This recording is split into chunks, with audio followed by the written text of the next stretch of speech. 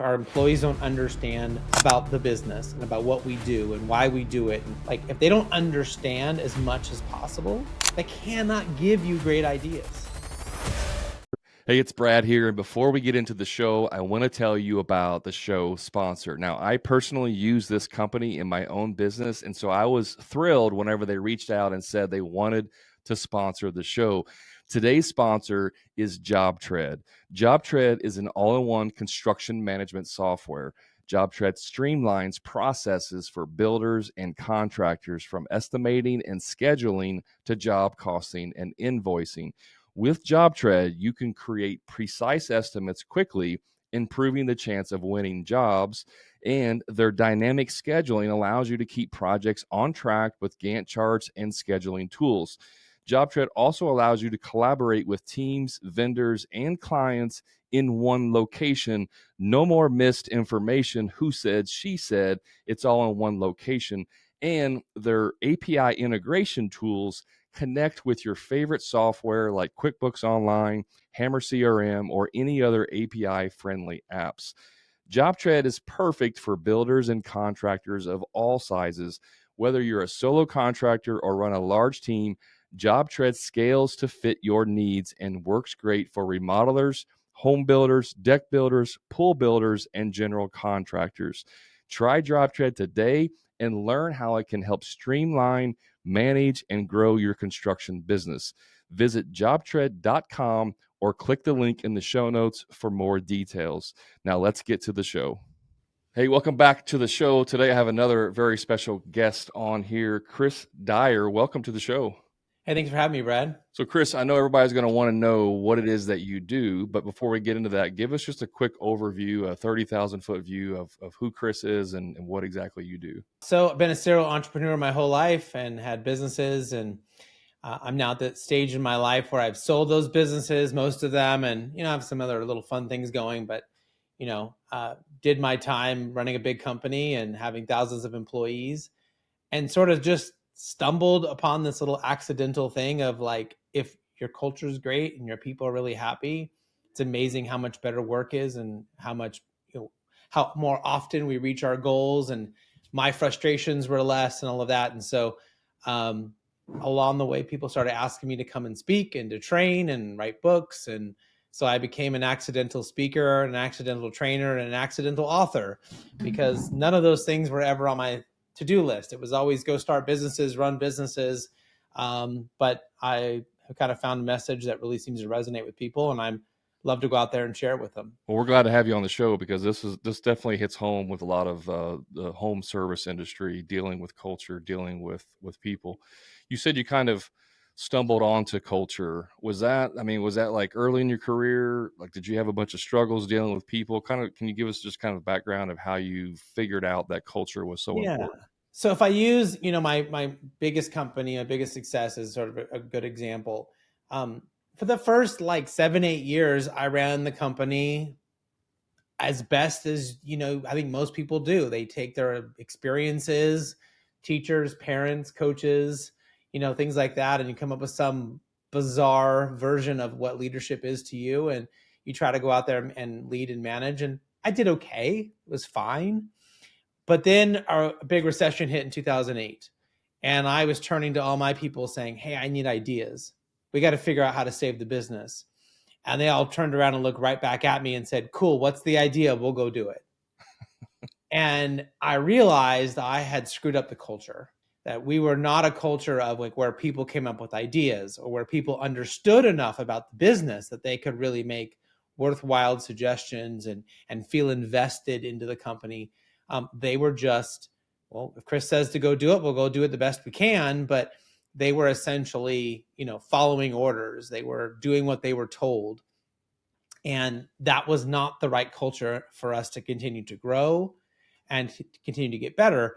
And so when I fixed that, I went on a big journey to figure out what that meant and what was really the solution. It was amazing what happened. Right. So the ending of the story, if you want to go to the back of the book and know how it ends, the ending is 14 times best places to work, 5 times fastest growing company with Inc. magazine. I mean, we just took off and went crazy, not because we sold something better, not because we were any better than our competitors, not because our customer service was, we just literally, all I did was spend my time trying to figure out how to make the culture better, how to make people's jobs better, how to remove friction and get rid of things that didn't work and remove frustrations and just make things run better for them as people. And then they did a way more amazing job at sales and marketing and customer service and all that. And I literally stopped worrying about any of that stuff. And that was my entire like job for 7 or 8 years, was like being in everyone's business, trying to like make sales a little bit better, marketing a little bit better. I was constantly in all these meetings with people. And then the opposite was, I'm never going to do that anymore. All I'm going to do is ask you how I can help you, make decisions faster, get you information that you need, right? And essentially, like, it's like making better roads, right? And I stopped driving the car. I just focused on making better roads for everybody, making, better situations for them. And that was the key, right? That was the big aha moment. I'm curious on your thought. I'm guessing I know what you're going to say, but one of the things I've heard from an entrepreneur's perspective, the hardest thing you can do is give up control of your business. Did you have any struggles with that, transitioning to that? I'm not the guy telling everybody what to do and everyone else is essentially telling me what to do. Yeah. And so I take the perspective that you as the leader, the business owner, or maybe you're just the leader of your team. I mean, it doesn't have to be so grand. It can just be like, hey, I'm the manager of these 5 people. It's the same thing. I need to set the direction. This is where we're going. These are our goals. This is what we're trying to do. People like us do things like this. People like us do not do things like that. Right? We're setting very clear boundaries, goals, and direction. Then it's allow them to try to figure out how to get to that destination, whatever their part is. So let's just say, hey, our team, we want to go and make, I don't know, 1,000 sales phone calls. That's our goal, is to make 1,000 sales phone calls every single month. Cool. How do I help you do that? Do you need better equipment? Do you need a better software? Do you need an auto dialer? Do you need like how do I help you reach that goal? Right? I'm not telling you how to reach that goal. I'm not telling you how to make those calls or when to make those calls or where to make those calls. I'm saying, how do I help you get to do that thing? And you ultimately have some autonomy and control over like the when, the how, like all that kind of stuff. And I get out of that business of, because I had salespeople who were like, listen, I make my calls from 6 a.m. to 11 a.m. and like I get them done. And then after lunch, I do all of my reports and proposals and meetings and like blah, blah, blah. Like they had a very clear idea about what worked for them. And I got out of that business. I just got into like, well, how do I get you the tools you need? Right. So it's not necessarily them telling you what to do. It's more or less of you partnering with them and figuring out how to help them be the most successful version of themselves, because one size fits one. Every person's unique, every company's unique, every team's unique, and what's going to work for them, however granular or macro you want to go out into that, it's only going to work for that group of people or that person that one way for that period of time, for as long as it's that thing, until it changes and you have to find that new, what is that new thing and how does that work? We can't take, well, Google and Apple do it this way, therefore that's how we should do it. That's stupid, right? We can take some inspiration from people, but we have to figure out what really works for us. Whenever you figured out that you need to do this, though, was there any kind of like mental struggle that you had and kind of realizing you had to run your business differently? And the reason I ask is because this is a problem that a lot of small business owners go through. They have to almost change their identity. They have to change their mindset as a leader. So did you have any struggles kind of changing that perspective or changing that mindset? Personally, I did not have the problem to change my mindset. I realized that I had to do it and it was going to be so important for the future of the company. Now, maybe you do as a leader, maybe you are going to struggle and you need some help and support and finding mentors, finding outside help, finding a business coach, whatever that may be. And I do some of that work for people now in trying to be that person. But for me personally, like I knew shift had to happen. My struggle was with my people, because they had been conditioned by me and they had been programmed and they had done it so many times where they would just come to me for the answer. And it was easier to just walk in my office and tell me what was going on and to give me what they thought, and then ask me to make the decision or ask me to give them the answer. And so what I had to do was train myself to not give them the answer. Even if I knew what the answer was, even if I knew I could shorten the pain, I had for like 2 years, it was, well, what do you think we should do? Yeah. And they would tell me, and unless they said something that was going to like harm someone or get us into a lawsuit or something really terrible, it was, well, go try it and let me know what happens. I continue to encourage them to go back, to think about it themselves. How would they handle the situation? Go try it. Let me know how it works. Now, if they keep stumbling 3 or 4 times, then I would get more involved and I would be more, maybe a bit more directive. But 99% of the time, they generally got it right. Either that first time or the second time, the second iteration of that. And so they learned what to do on their own. They learned, what was the right response. And they also had that sort of like, building up a muscle. If you never did any bicep curls, I mean, your biceps are going to be pretty crappy, and suddenly asking someone to go and lift up all this stuff, they need time to practice and build that muscle of making decisions and realizing what's going to work, and getting confident with it. So in your business, when you had this transition or realization, did you have to replace some people, or was it strictly just retraining the majority that you had? It's really interesting is we ended up not having to fire or remove anybody. However, we did have people self-select out. Gotcha. So when we started doing these changes and we became more transparent and we started being more intentional about goals and we started measuring things a lot better, right? So it was very obvious about who was doing well and who wasn't doing well. We started, really adding in all these great, like I have these 7 pillars of amazing culture. And so we started doing all 7 things. Some people were like, oh, everyone's going to know that I've been pretending to work and I don't really work very hard. And, and so they went and found another job before we got rid of them because we were creating that culture. And so for some people, or I should say for most people, it was a huge step up for them. It was like, thank you. They were so happy. They wanted that. And for those very few low performers, they're just going to dip out and disappear. Yeah. I see this a lot, especially in the home service business. You're dealing with manual labor type people for the most part. A lot of times, if you don't hire the culture for the first time, they're going to leave because there's just a lot of times there's a huge contrast to what some of these values and culture that you're trying to build. We just had a workshop last month on creating core values, your vision and mission statement in your business, and how much culture affects all of that. So obviously there's you can get into like, I don't want to say gray area or areas where you have a specific type of culture that you want in your business, but maybe some people would see that as like discriminating against certain types of people. Like, is that ever an issue? Have you ever seen that happen? We want to make sure that we are being fair to people based on who they are and what they're capable of. I'm not a fan of treating everyone exactly the same. Equal doesn't work because what you are able to do is different than what somebody else is able to do.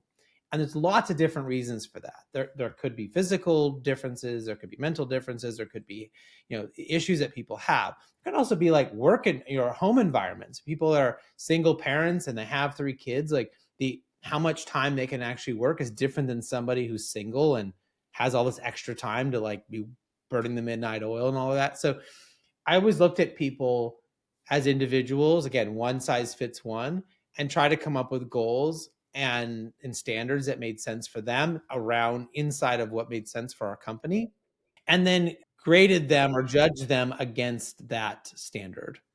Not, well, I'm going to judge you and you're a totally different person than this other salesperson, let's say. And then, well, you're not doing as good as Dave. Well, Dave lives alone. He's 21 and he's doing all this stuff. And then you're 37, you've got 3 kids, you're a single parent, you're driving 2 hours into work and back. You have like totally different factors, right? So that's why treating you fairly is always the standard that I tried to use. I guess the one thing that I typically an example of this would be like political preferences or religious preferences. Does it matter at all? Like if I own a small business, maybe I have 10 employees, does it matter if I interject some of those things, or is it, because here, I'll just give you my opinion on this. Like Mm-hmm. if I am let's just say I'm a Republican and there's a guy who's applying for the job who's a Democrat, right? Is that going to create conflict in the future if we don't see eye to eye in that? Or should that never even be an issue that comes into the office? So I think typically it shouldn't be an issue. Now, there are types of work and jobs where maybe you might have alignment around politics and religion and things like that. But I think for most companies, it's not. I mean, I had thousands of employees. I Sure. guarantee that most of them we did not see totally eye to eye. We all didn't vote the same. We all didn't like think the same stuff. But instead, we need to think about creating what are our core values? What are the things that company do? And are you aligned with that? Right. And so we're trying to do this thing at this company, and these are our values. We think these are the important things. It doesn't matter if you pray to the same, entity, or you voted the same way or not. Like, are we all aligned on these things? And if we are, then we can exist and work well together and respect one another. Because ultimately we end up having like 90% shared values, 95% sometimes shared values. If you really look at it, the amount of polarization that's out there, I know we're getting into politics, I think is somewhat baked in to headlines and creating, us versus them and all of that. But like anytime I've sat down with anybody who voted very differently than me, that thinks and believes very differently than me, we end up having most of the things in common. Right. Right? We generally can get along about most things. And so does it really matter about that inside of work? I don't think so. Obviously, if your company is specifically providing services to a particular ideology or a particular religion, yeah, that might matter. But I mean, let's just say you're an HVAC repair person. Like, does it matter? Are you going to screen out your clients if they didn't vote the same way you did, like whether or not you're going to go do the service? I mean, of course not. Right. Right. So we want to find where we commonality on shared values, but then also really be celebrating. This is one of my pillars. What makes that person unique? Because they may be certain people who have, let's say, a certain subset of beliefs and ideas. They may be really great with certain clients, and other ones might be great with other clients. And that's going to ultimately help us reach our goals. Makes sense. Yeah. Well, you mentioned one of your pillars. Let's dive into those. What are the seven, just the pillars themselves? What are those? Yeah, at a high level, and they're in no particular order, but transparency, positivity, so positive leadership, uniqueness, measurement, listening, recognition, and knowing how to deal with mistakes. I'm writing these down. I think I got them all. Okay. So is there any of those that you'd say are like have more weight or that are more important than others?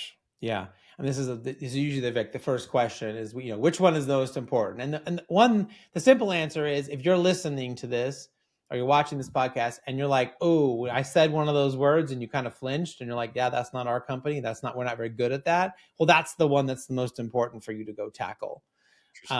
However, I will say that where most companies end up starting when they want to go do this work is around transparency. Because if our employees don't understand as much information as possible about the business and about what we do and why we do it and what we sell and where we sell it and who our clients are and like how we spend the money and why we spend the money this way, and like if they don't understand as much as possible, they cannot give you great ideas. They cannot be much help to your business if they are totally in the dark about what we're doing and why we're doing it that way. And that was the huge aha moment for me. I started sharing the summary of our P&L every single month with our employees. Every single one got a copy of that P&L. And we talked about it in our company-wide meeting once a month. And we talked about where we were seeing, revenue change and maybe new clients, and what were we seeing from trends? Where were we spending money? Where were things more expensive? We weren't giving them the detail of the report, so they didn't know what everybody made. We weren't like giving them, stuff that maybe would be inappropriate. But then each department, we were giving them their detailed report. So like ops, like here's all of the things we spent that was ops. Marketing, here's all of the vendors. And we had people would go in and audit that and look at that. In 1 year, we were 35% more profitable. Once you started doing that? Once we started doing that, 35%. Because they were like, hey, did you know we could combine these two vendors and get a better price? Hey, I have a cousin and he has like, we can get Blue Shield, like we can get a way better rate on our medical for our employees than what you're getting now. Like I can pull that fate. Like, people just started coming out of the woodworks with all this like crazy, wonderful stuff, ways for us to save money. And then they also were like, hey, I noticed that these kind of clients, we seem to be really profitable with those. And these ones were not so profitable. Like, let's go get more of those kind of clients. Right? They started understanding it wasn't just about getting any kind of business in the door. Certain business was better for us than other kinds of business. And so that just in a year, just that exercise alone made a drastic difference. We started talking about why people left and, why we hired somebody and being really open and honest about it. Like, hey, Sally left us. She wasn't happy. She went to our competitor. These were the things I think we could have done better. This is how I think we could have, supported Sally better. And we're going to look to do these things better for everybody going forward. Like we didn't like pretend, that at that meeting the next month, Sally who, what do you mean? I've seen companies like almost pretend like someone doesn't exist anymore because they left. And then everyone's filling in the gaps with like, well, why did Sally leave and what's going on? And was there a problem? No, hey, this is what, sometimes you can't tell them everything. Sometimes there's medical or legal constraints or things like that. But like, if we could share, we talked about it. We started sharing our goals with each other. So what are our company goals? But then like departments started sharing their goals with each other. And then like we started having employees share their goals with everyone on their team. That was huge. That was groundbreaking. Because what we realized was that they were just sharing their goals with their manager. So they knew what their goal was, their manager knew what their goal was, but nobody else knew what that person was being judged against and what was good or bad. And so why did Tom get that promotion? I don't understand. Tom seems like an idiot. But if I know Tom's goals were like X, Y, and Z, and Tom blew them out of the water, I'd be like, well, now I understand why he got promoted. Like, he may act like an idiot in the lunchroom, but like he's performing. Like you can see it. There's that transparency, right? Also, if I'm going to hit my goal. It's September, and I'm like, there's no way I'm not hitting my goal. I'm doing great, but you're on my team, Brad. And I see you're struggling, and I know you're probably not going to meet your goal. I might start stepping in to help you. I might be able to help coach you or give you some suggestions or do things to help you as your teammate, because ultimately the goal is for the team to reach their goals and the company to reach their goals. It doesn't matter if I reach my goal and you don't reach your goal, then like the company is going to be worse off. And so we started seeing they started helping each other without us ever even asking them to, because they knew what each other were trying to accomplish. And so they could step in, or if I know you were going through a divorce, or like your kid was sick, or like I'm going to step in and help you because I know how close you are to reaching your goal. And that's going to be huge for your family. And I have a little bit extra bandwidth. Like I can do that stuff. That's the kind of thing that transparency just creates such magic for companies. Hey, just a quick time out from the show. If you're a frustrated contractor who's dealing with low profit margins, stuck working on the tools every day, or doing free estimates for people who are never going to hire you in the first place, I invite you to my private contractor community, the Profit Club, where contractors just like you are adding 2 to 3 times more profit each year without producing any more jobs, and finally getting completely off the tools to never do another free estimate again. So if you're ready to increase your profits, stop doing free estimates, and get off the tools, then all you have to do is click the link in the show notes to learn more about the Profit Club and see how I can easily 2 to 3 times the cash in your pocket, give you a proven sales process that will convert more jobs with ease and get you off the tools once and for all. And the best part is you can do all of this without having to produce more jobs than you currently are. Click the link to learn more. Now let's get back to the show. that's like the third or fourth time I've heard this in the last few months, talking about goals, but really like putting a goal board in your office, in your building or somewhere where everyone can see everybody else's goals in life, right? Because I was reading the book, The Code of the Extraordinary Mind, and he was talking about in his office he had this, and there were like 3 people that wanted to go hike this mountain range, right? And so all of a sudden, once they knew 2 other people in their office wanted the same goal, now they were able to actually put a plan together to accomplish that goal because you have this commonality, right? Now they're working together to do it. So I love the idea of shared goals and having like a goal board somewhere on public display where everyone can see that. And I just, like I said, in the last few months or so, I've seen this multiple times. I think it's a great idea. Yeah. You also, one thing you said earlier about transparency, I think a lot of times us as business owners, we see people and we silo them based on what their job title is and what they do. We don't like realize that they may have done something completely different prior to coming to you. So, you may have a salesperson and you show this transparency, and in the former life they sold insurance, and like they knew all the ins and outs of insurance, and they can come to you and Right. say, "Hey, Brad, when I did insurance, we did this and saved companies thousands of dollars." So I think, like you said, the transparency of that, of opening up your books, to a certain degree, and let everyone know what's happening, I think is another brilliant way to do that. It's this is part of the genius of Scrum and Agile, and I talk about this in my book under the measurement pillar. That their big thing is that if you're going to go build something, you're going to go make something or do a project, you end up failing if like let's just say it's a sales project and you only have salespeople on that project.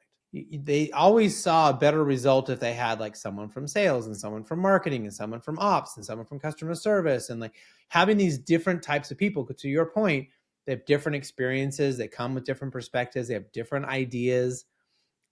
It's easier for them to catch blind spots because maybe like a bunch of salespeople will be like, well, we just need to send more emails. And marketing's like, yeah, you can't just send more emails. And let me tell you why. We can send better emails. We can send more targeted emails. But sales would have been like, well, how do we send 100,000 emails a day? Cool, do that, and your domain's going to be broken and you're not going to be able to send emails to anybody. So having those different perspectives to understand how do we actually get to a better place is really, really important. But that comes around shared goals, right? Doing projects together, being transparent, and then having a really good measurement around that. Like, what's working? Did it work? And if it didn't work, well, okay, why? Mistakes. How do we figure out how to correct that? How do we fix that? How do we get better for the next time? And work together to kind of create that. And sometimes we're doing that every single day with our teams or our senior teams on just growing and making the business better. And sometimes it's like, well, we need a whole new product, or we need a whole new division, or we need a whole new sales channel, or maybe we're going to expand our business to a whole new market. And it's a big giant thing. And we're better off getting the right people with lots of different perspectives in there to help us reach that goal. Yeah, I love that. I guess that kind of falls in the uniqueness pillar of like having those different people in your business. Right. So most of the listeners on here are smaller businesses. They don't have hundreds of employees. From a small business perspective, what are some things I could start doing today to help drive culture in my business in a positive way? In my book, I sort of have it in 3 sections. The first section is, what do you have to do not to suck? Like, what's the bare minimum? Love it. I love it. Right. And then the second part is like, if you want to be great, here's the 7 pillars and how do you have a great culture. And then the third part is, if you've identified anything you need to change, how do you actually do the change management? How do you actually get people to change? Because that can be hard. So the bare minimum is, do you have goals? Have you decided your core values? Do you have them written down on a wall? Like, do people know them? Do people know why you do your business? Like, what's your purpose?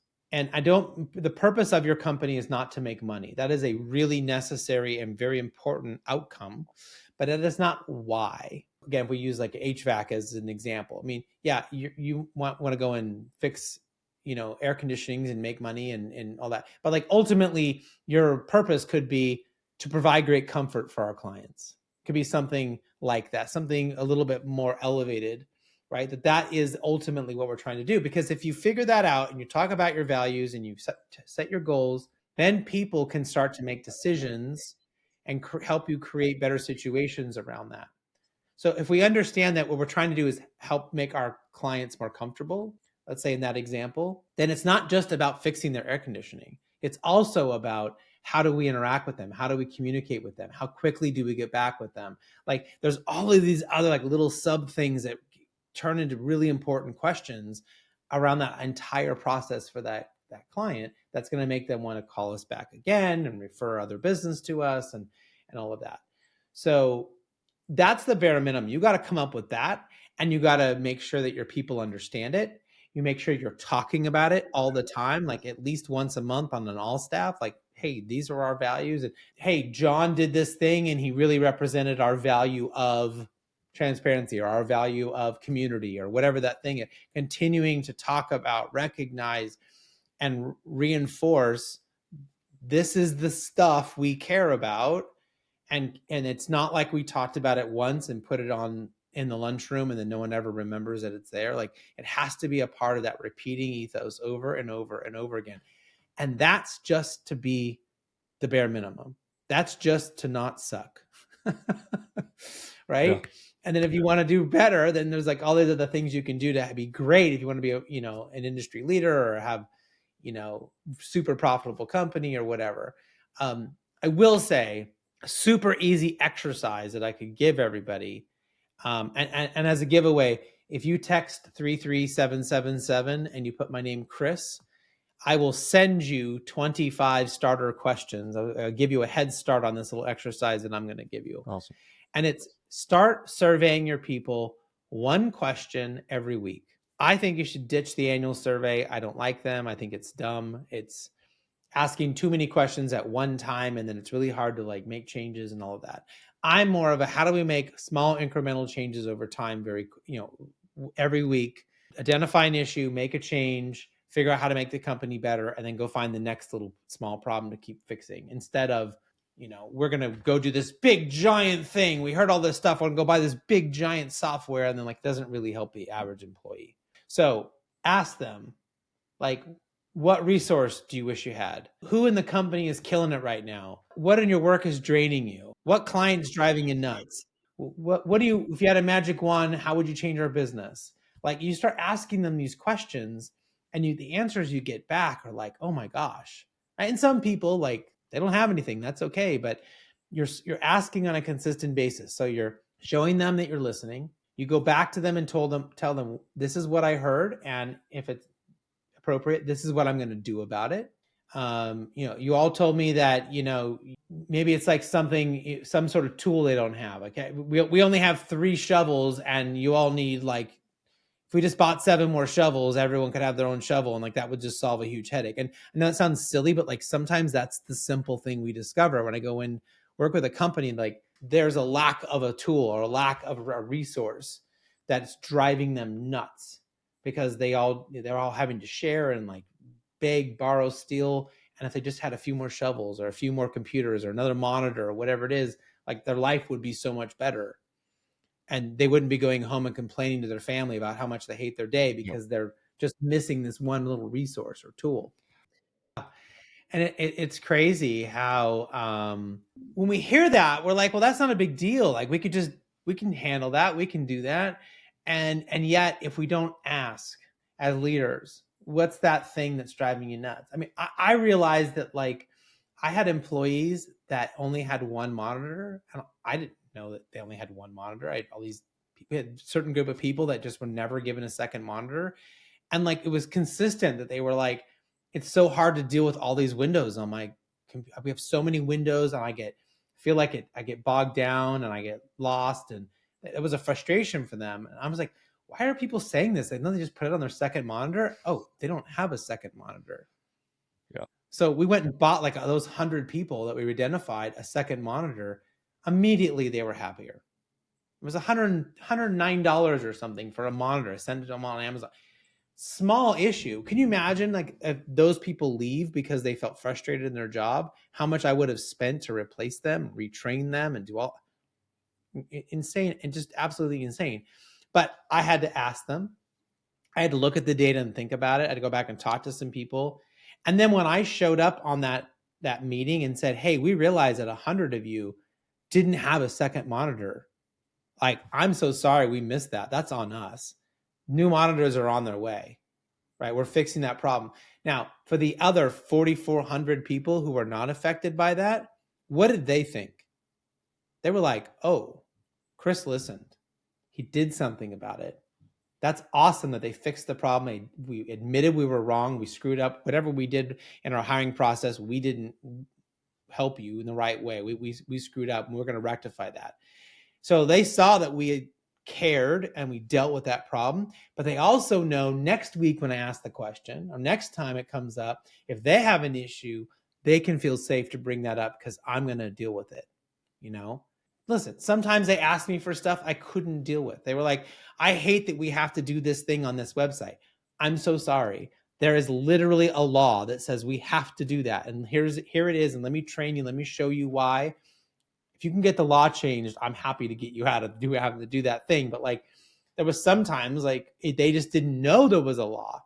They didn't know why we were making them do this certain procedure a certain way, that we were trying to not get sued for doing it the wrong way.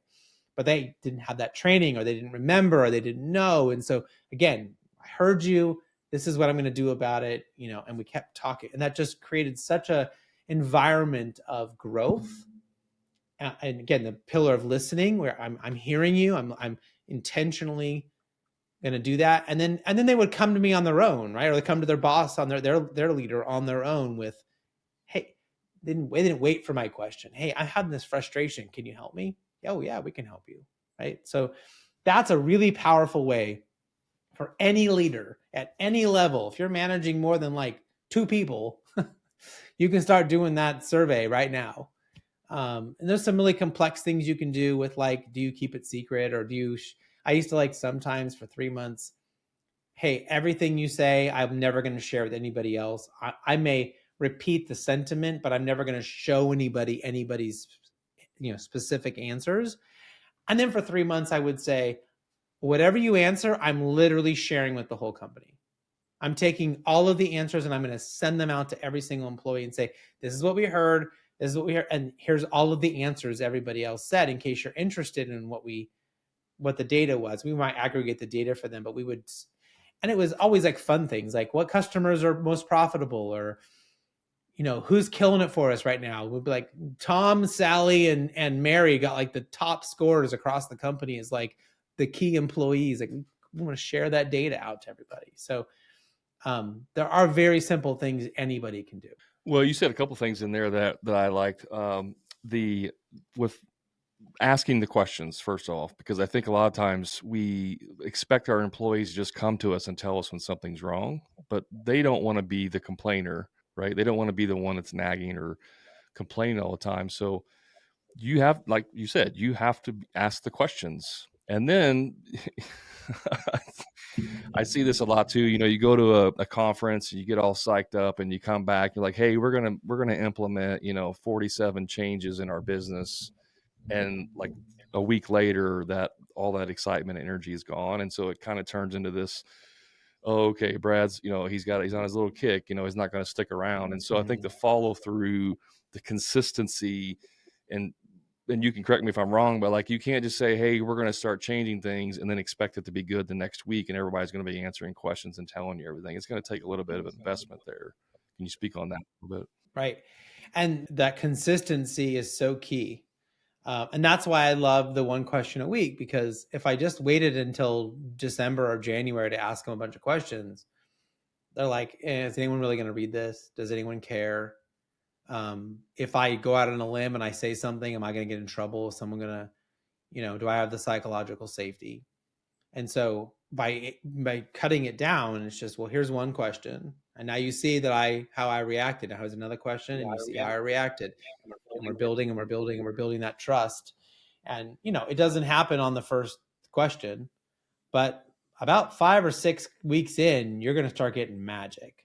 You're going to get some good stuff even when you start, but like, they start seeing that you're really sticking with this and you're really going to keep listening to them. It's huge. The other thing you said that I want to touch on was kind of the why. I think a lot of times we don't want to explain why we make decisions. You know, like you were talking about with the form on the website, and like they didn't know, they didn't understand why they had to do this. And so that's something that I have struggled with in the past, is like not really explaining the why, because it's, to me, it's like, oh, that's, you know, it's none of your business, just do what I say kind of, you know, mentality. But the why actually is really a lot of, it helps to clarify that. So could you speak just a little bit about that aspect of it? Well, I mean, and Simon Sinek made this really famous, start with why. Right. Like why that's the most important question you can answer for your business is why do we do what we do? And that, again, that's our purpose. Why? And then that we elevate that into a higher level. I mean, Apple's was to make a small ding in the universe or something like that, right? And that kind of sounds very obscure or whatever, but they were trying to make cool stuff that would actually make an impact on society. That was them. Now, you want to translate into you're a plumber, right? Maybe you're not going to making a ding in the universe is not your why. Your why might be like, something else, but it really helps focus our work and our people in a way that matters. Because otherwise, to your point, it's just, we'll do what I say because I say so. But the problem is they ultimately end up in situations where they need to make decisions and you're not there. And they need a guiding force, a guiding light. If they're going to make a 50-50 decision, do I give a credit for here? Do I do this extra work? Do I help this person out? Well, why do we do what we do? What is that why? And that will usually helps them answer that question pretty consistently. Yeah, and that goes along with your core values, your mission, all that stuff. So Right. another reason why those things are all important to help with the culture. So you're building people that are going to make the right decision to further the mission in your business without any input from you. I mean, that's the goal, right? Right. So, Right. well, we're getting close to an end here, Chris. What's a question I should have asked you about culture that I didn't? That's a good question. Probably the other one that I find really helps people is the positivity pillar. So you didn't ask me about that one. And um, just so people understand, I'm not talking about toxic positivity, that everything's okay and everything's happy and we're going to ignore problems. What I'm talking about is that the best cultures, the best leaders, the best employees always are very curious about why something's working, why something is good, why is this customer such a good relationship, or why is this employee doing such a great job, or that we get very curious about that. I can't tell you how many times I've had people tell me, like, oh, how's work going? Oh, I'm doing great. Like my division's number one, in the company or nationwide, like we're doing great. And then one of my friends will ask, oh, they come and ask you like how you're doing it? Like, no, nobody wants to know.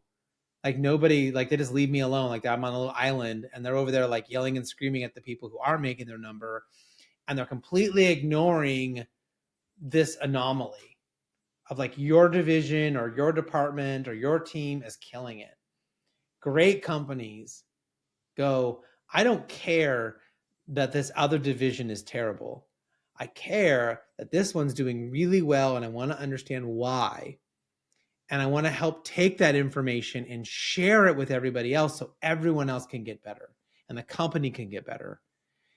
Instead of spending all my time, resources, and energy on trying to lift up a division or a team that's failing, I need to get curious about who's winning and why. And that information is ultimately guides us in a much more impactful way. Yeah, there's that why word again, the curiosity aspect, right? We got to figure out Mm-hmm. what's working. So we're getting close on time here, Chris. And I always ask everybody this question. Obviously, your book, we want to pick up I think you have two books. Is that right?